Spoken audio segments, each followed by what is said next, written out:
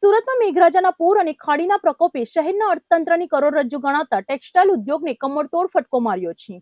Ring road સહિતના વિસ્તારોમાં આવેલી અંદાજે 100 જેટલી કાપડ માર્કેટોના બેઝમેન્ટમાં પૂરના ગંદા પાણી ઘૂસી જતા અબજો રૂપિયાનું કાપડ અને કિંમતી સાડીઓ સંપૂર્ણપણે નાશ પામી છે। ટેક્સટાઇલ સિટી સુરત પર કુદરતનો સૌથી મોટો પ્રકોપ વરસ્યો છે। શહેરમાં થયેલા ભારે વરસાદ અને ખાડીના ઉભરાવાને કારણે સર્જાયેલી પૂરની સ્થિતિએ સુરતના કાપડ ઉદ્યોગને સંપૂર્ણપણે લાચાર અને બેબસ બનાવી દીધો છે। સુરતના રિંગ રોડ અને તેની આસપાસમાં આવેલા ટેક્સટાઇલ માર્કેટના વિસ્તારોમાં પૂરના પાણીનો પ્રવાહ એટલો પ્રચંડ હતો કે વેપારીઓને પોતાનો કિંમતી માલ સામાન સંભાળવાનો કે સુરક્ષિત સ્થળે ખસેડવાનો સહેજ પણ મોકો મળ્યો ન હતો, જેને કારણે અબજો રૂપિયાનું કાપડ પાણીમાં હોમાઈ ગયું છે। સુરતની સૌથી વધુ પ્રભાવિત થયેલી અંદાજે 100 જેટલી મોટી કાપડ માર્કેટોમાં અત્યારે ભયાવહ અને કાળજુ કંપાવી દે તેવા દ્રશ્યો જોવા મળ્યા છે। માર્કેટોના અંડરગ્રાઉન્ડ બેઝમેન્ટમાં આવેલી લાખો દુકાનોમાં અચાનક જ ખાડીપૂરના ગંદા અને કેમિકલયુક્ત પાણી ધસી આવ્યા હતા। જોતજોતામાં આખા બેઝમેન્ટ પાણીમાં ગરકાવ થઈ ગયા હતા। દુકાનોમાં રાખેલી સામાન્ય સાડીઓથી લઈને વરરાજા અને દુલ્હનના ભારે કિંમતી પોશાકો અને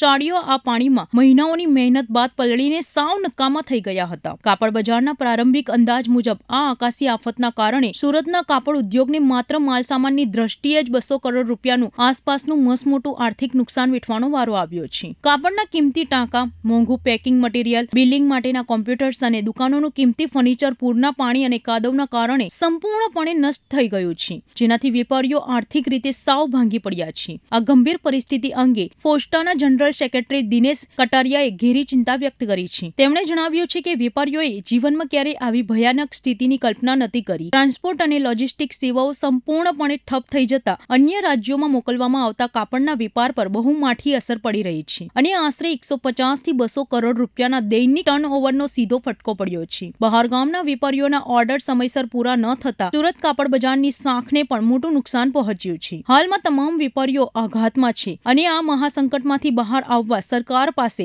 વળતર અને વિશેષ આર્થિક પેકેજની આશા રાખી રહ્યા છે। મારું નામ દિનેશ કટારિયા છે। હું પોસ્ટનો જનરલ સેક્રેટરી છું। પરમ દિવસે જે વરસાદ થઈ આ એવરેજલી 15 થી 20 ઇંચની વરસાદ, એટલી મોટી વરસાદ કોઈના મગજમાં પણ નહીં હતો કે એવી રીતે કોઈ વરસાદ પડે છે।